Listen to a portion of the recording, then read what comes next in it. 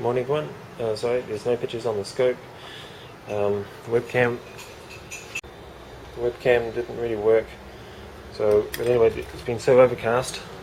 I can't see anything up there anyway.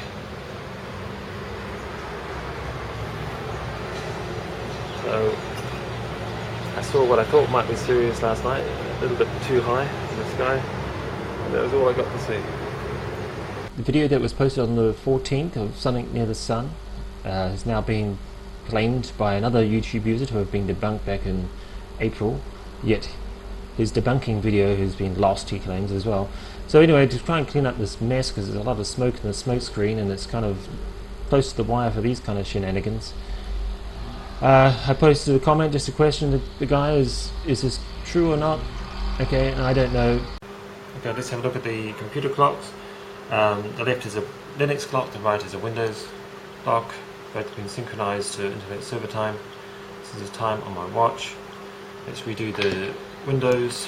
You can see my watch is about, I think it's 12 seconds behind according to the internet server time. Windows.time.windows.com is working at the moment. Okay, so there's an unusual phenomenon happening. Oh, I'm sorry, I'll leave that up there. Unusual phenomenon happening, and of course, according to internet server time, this is slow by more than 10 seconds. Shouldn't play with the focus, should I? Okay. As you can see, after the synchronization, though, look at this thing. It's completely out, but it will go back in sync. Let's see if I can. Maybe I'm zoomed in, am I? Sorry, the focus isn't very good. These will get back into sync, and it might take several minutes. Okay, so while that's happening, I'll pull up the chart. As you can see on the chart, we're losing time in all the clocks according to internet server time. If you go down to the difference between the Casio and the Cube has been for 4 days running, or 3 days running now, gaining, and today is exactly the same. The Cube is gaining. The clocks are actually, would seem like, are gaining, and the internet server time would appear to be wrong. When it finally syncs up, maybe it's to do with the synchronization problem, but these come from two internet time servers, two different systems, but both using the same protocol to synchronize the times, which takes into account latency and all the rest. So for some reason, 3 days running, and this is going to be the 4th day, the real time seems to be gaining, and the apparent time according to the internet servers is we're actually losing time on the clocks. What's up here? Okay, so as you can see, they're now in sync. Okay, so it took a few minutes, but they're now basically in sync. If I ramble on long enough, they will be exactly in sync. Okay, so let's quickly watch the Cube flick over. There it goes. It's actually flicking over just before the top of the minute. Okay, so that's about a gain of 3 seconds in 3 hours. It would be 7:21 would be the current reading now. And that's on a daily basis. We'll make it about a 20-second jump by the end of today. So it appears like we could be entering into the spike stage already, much earlier than last month. For those of you who are doing this clock experiment, some of you would have found that we were losing time, and maybe continuing to lose time at a constant rate, especially if it's a good quality timepiece like this Casio. It appears to be constantly losing day after day for 4 days running. And yet, if you've got a cheaper timepiece, you'll probably find that it bottomed out on the 21st. It actually started to fall earlier and bottomed out on the 21st, and is now rising, and looking at the times today, looks like the rise is accelerating. Let's pull this across. It looks like the rise is accelerating. Okay, what you're looking at here is a top-down view of the solar system as of September 22nd, the date of the Tonga earthquake. We're going to be using the clock times from the Cube chart, meaning that's the difference between the Cube clock and the Casio watch. so we can eliminate internet server time. We're going to find these minimums where the moon was at these points are the minimums, and this I took as a minimum here, and go back a bit, this minimum on August 11 and a maximum here. Okay, so let's plot these on the chart. Okay, so the first one we're going to look at is August 11, a clock minimum. And that occurred when the Earth was here and the position of the moon was on this side of the Earth. Next one was on August 22nd, a clock maximum. The Earth's moved around in its orbit to here, and the position of the moon is on this side of the Earth. Next one was a clock minimum on August 27. The Earth has moved around to here, and the position of the moon was on this side of the Earth. Next one is a clock maximum, September 3rd. The Earth has moved around about here, and the position of the moon was on this side of the Earth. The next one is a clock minimum on September 22nd, and this is actually almost a month later. It's about just over 3 weeks later. The position of the Earth is here, and the moon is on this side of the Earth.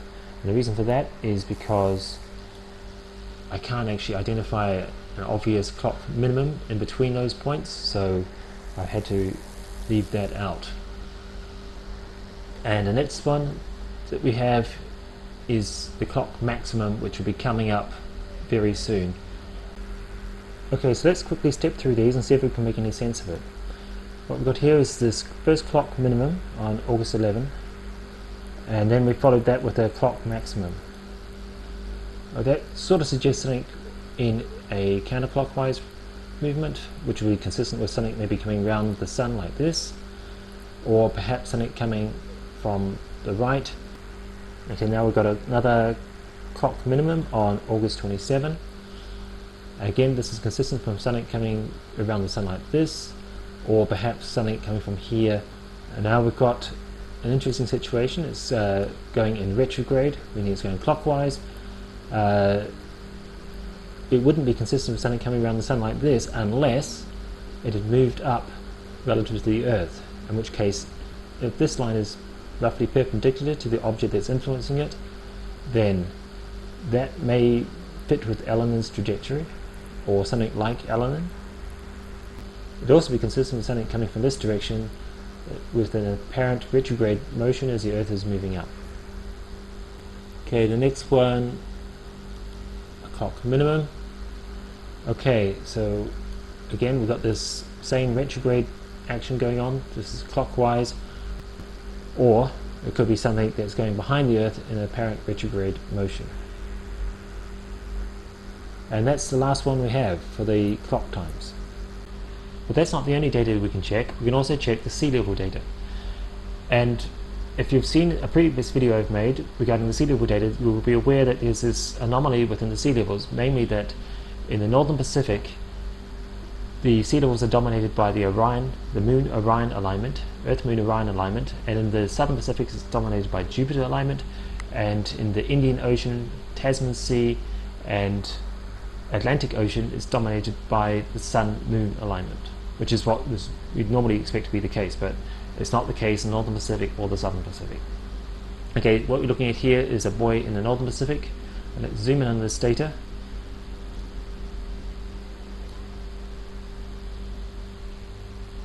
Okay, if I pull up the Orion alignment, you'll see that this correlates very strongly to the Orion alignment.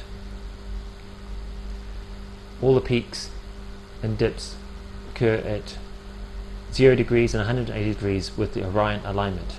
If we were to pull up the Sun-Moon, you'll find that there is no correlation at all. It might be a interference pattern going on. Maybe the Sun is having some influence, but it's moving in and out of phase with the movement in sea levels. However, regardless of what is dominating the seas, there was a curious anomaly along with that as well, and that was these minimum points. These minimum points across virtually all the oceans are the same, regardless of whether it's the Sun dominating the ocean or Orion.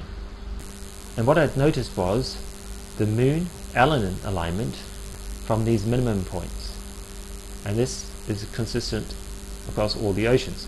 However, if we zoom in here, just for the most recent data since the Japan earthquake, you'll see that this alignment between Elenin and Moon causing minimums is consistently on point here, but as we get into July, the minimums are coming too late. Okay, the minimums are coming late, and now they're back on time, and now the minimums are coming too early. Okay, so this is suggesting that whatever's causing these minimums is not Elenin. But this is again occurring across all the buoys in different oceans. Okay, this is a buoy near closer to the coast of Japan. You can also see these same minimum points occurring at the same places. And this is one closer to Alaska. The data actually stops a few weeks ago, but you can still see these minimums. And even where there's supposed to be a maximum, a peak, this influence is so strong it causes a V in the peaks. See this V?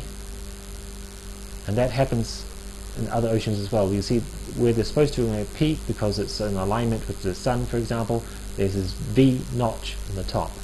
Okay, I've covered that in another video, so I'm not going to go through it all again. But I'll quickly show you the Hawaii one, because it's the same situation.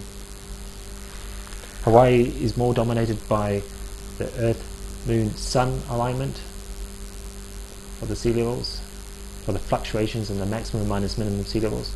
And what the maximum minus minimum sea levels are, is it's the difference between the maximum sea level on the day and the minimum sea level of the day. If we take the difference between those two and plot them, we'll find that on certain days the actual difference is much less than other days. So at this peak there's a large difference between the maximum and minimum sea level, and at this dip here there is a very small difference between the maximum and minimum sea levels. Okay, so this is very dominated by the Sun-Moon alignment. This is the Hawaii. This is the oceans around Hawaii. But you'll see there's these notches coming in. That should have been a peak in the difference between maximum and sea levels that was on the full moon. But instead we got a minimum, and that minimum is occurring approximately off of the Moon Elenin alignment. However, the same pattern is occurring again. Take out the Sun influence, take out the Sun part of the chart. Okay, you can see, because you have a look at just the Elenin, I'll zoom in a bit closer so it's more obvious. Okay, this was occurring, this little dip here occurred on the Elenin alignment.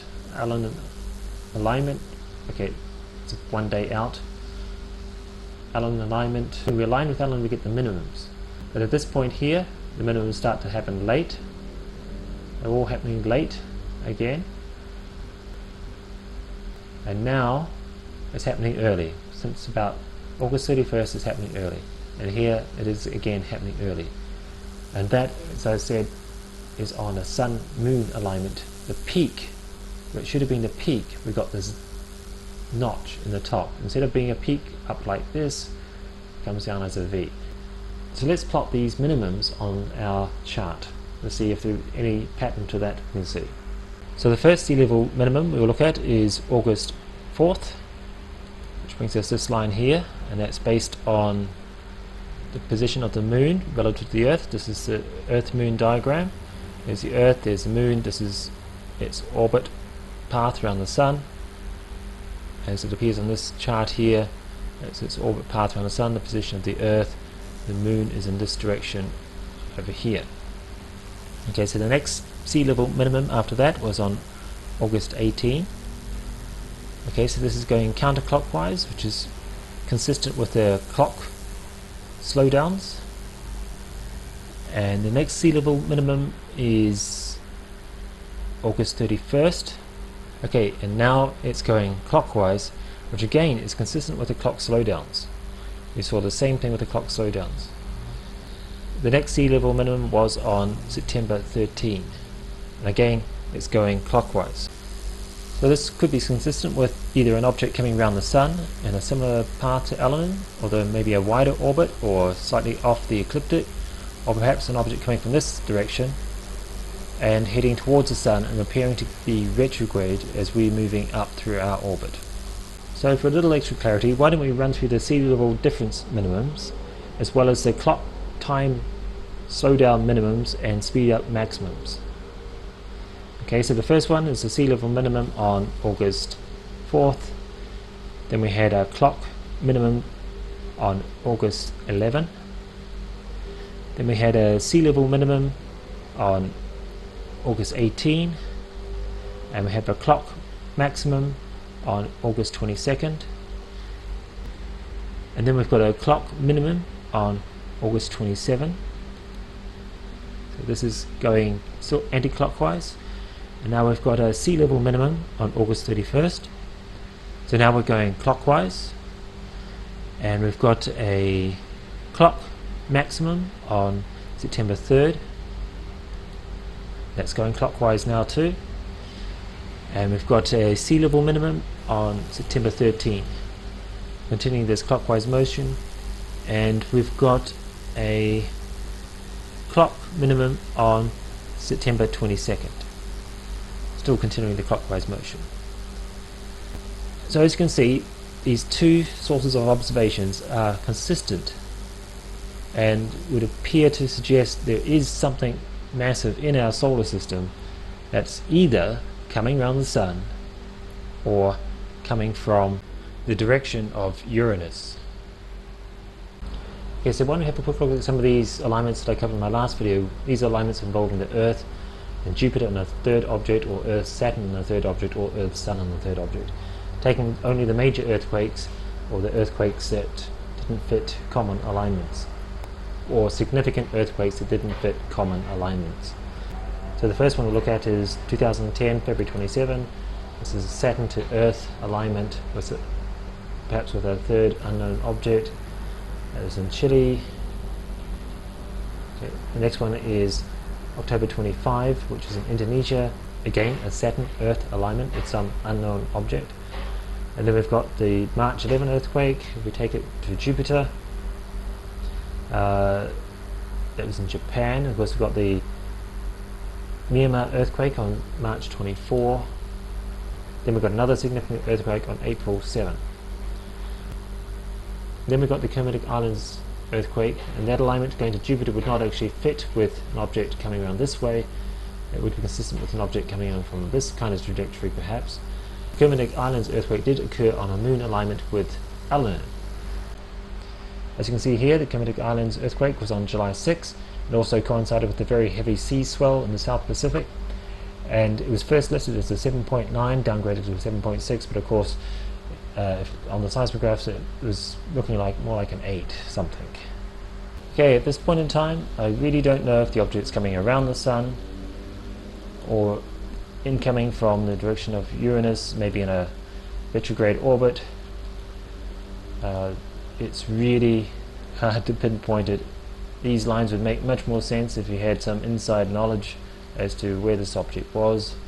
I say fairly certainly that it's not Elenin, but it could be an object in a similar orbit to Elenin, or an object in an orbit which is almost a mirror of Elenin. As for earthquakes at this time, it's almost a dead calm. Yesterday there were very few earthquakes. The day before a few more, but really it's very quiet. Seismographs, as they look right now, very flat. Up from the Aleutian Islands.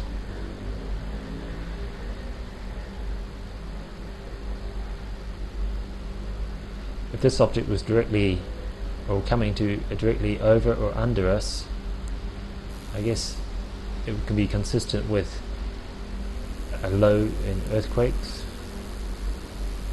We might not notice that it's there until it moves on and drags our pole with it.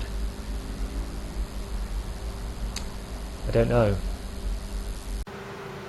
I do know that the mainstream media had a fake news story at the end of June saying that clocks would be fast or slow due to changes in power delivery in the United States.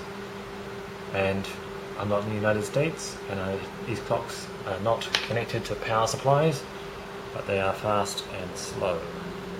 At the moment it's 6 o'clock, so I'm going to finish up this video with clock times. I've just done the synchronization, and we are currently, let's see, about 16 seconds behind. I'll do this more accurately in a moment. Let's do a synchronization just to see how it goes. Time.windows.com is working at the moment, so we'll use that one. And what I'm curious to see is, does it sync up quickly or slowly? If it's a slow sync up, it might be hard to upload this video. Okay, see the time difference there? Let's get rid of that. Okay, and what you can see here are these two clocks, both on my computer, running at different speeds. This is why this will happen as this one synchronizes.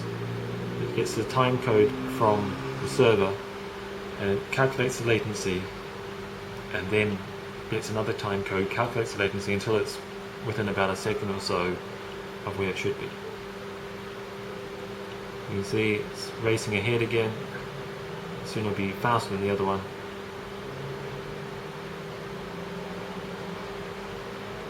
Eventually it will settle down and it'll be consistent with this one. As you can see,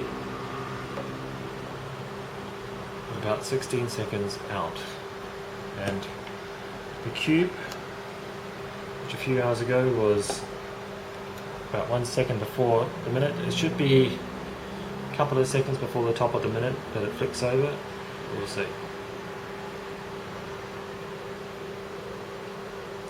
And pay to watch the clock on the left, because that's the one that's actually in sync. Okay, so this cube, according to the internet server time, hasn't moved at all. It normally gains 8.5 seconds a day. I'll put it on the charts and I'll finish up the video showing you how the charts look at the 6 o'clock reading today. Okay, so this final reading I've got is the Casio lost 9.5 seconds since yesterday. The cube clock has remained stationary since yesterday. And if I plot these on the chart, as you can see down here, the clocks are diving more than they've ever dived, apart from that spike we had a couple of weeks ago. The last time they dived was actually back in August 24, and at that time I was having a severe electrical problem. There was touch buttons on my computer being affected. This time that doesn't seem to be the case. Not yet, anyway. And if we do the difference between the Casio and the Cube, we find that the Cube has actually been gaining against the Casio. So I've got this already normalized, so this should actually be a flat line, but it's not. It's actually a rather steep line. It's not steeper than yesterday. It's pretty much a straight line. So this is not the same as what's happened in the past. It's like new territory. It's not like, from this can I predict when this spike's coming? No, I can't. Maybe the spike never comes. Maybe this is depending upon when this alignment occurs and what's actually happening. We know after the fact anyway. According to this story at the eutimes.net, Obama ordered to Denver bunker by US military. A disturbing report prepared by General Alexei Maslov, the senior military representative of the permanent mission of Russia to NATO, states that he's been notified by the Americans of their plan to hold a DEFCON 1 cocked pistol maximum readiness alert drill on 27 September, which will be overseen by President Obama at one of the United States' most secure bunkers located beneath the Denver International Airport. That, of course, is the Denver New World Airport. As you can see here, this is the granite stone in the foyer somewhere, I believe. These are the murals that they have there. Pretty apocalyptic murals that they had painted there. And of course, according to the mainstream media, Obama to stop in Denver on September 27, Mile High stop, part of President's West Coast swing. I guess that's supposed to be a joke referring to the Mile High Club. And Colorado is considered a key battleground purple state for both the Republicans and Democrats. They think they can win. And according to this website, truthbehindthescenes.wordpress.com,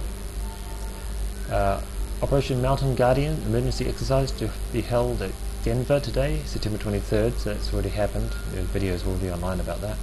The United States Congress is on vacation from September 25 through to October 2nd. The United Nations has an empty schedule from September 23rd through to October 10. Pope Benedict will be in Germany from September 22nd to the 25th, but it's unclear where he will be on 26 and 27. The UK Parliament is in recess from September 15 through to October 10.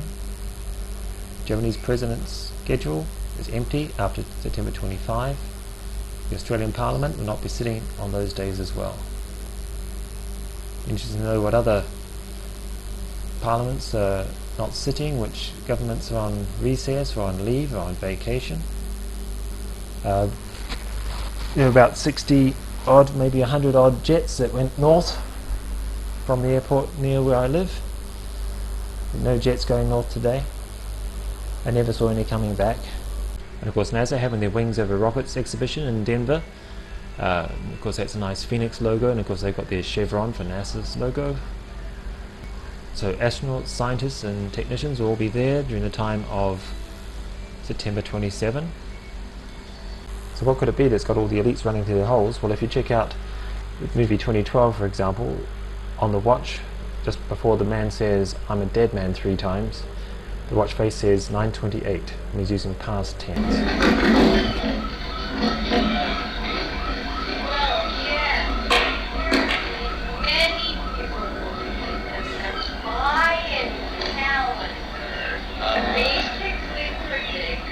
There's supposed to be a galactic alignment, and I'm a dead man.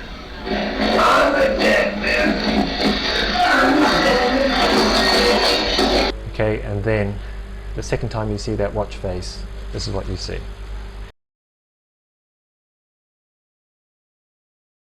So were they trying to tell you something in that movie? Was it just predictive programming, a secret message, an inside joke? Were they talking about Planet of the Crossing, Planet X? I think it's a good time to go camping.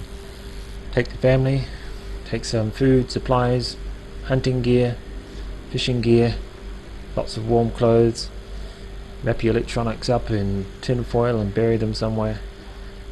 Take enough to survive, an atlas, books, maps. Might be a good time to get away, have a vacation for a little bit. Everyone be safe, take care, and if all goes well, I'll have another video in a week. Otherwise, wish you all the best.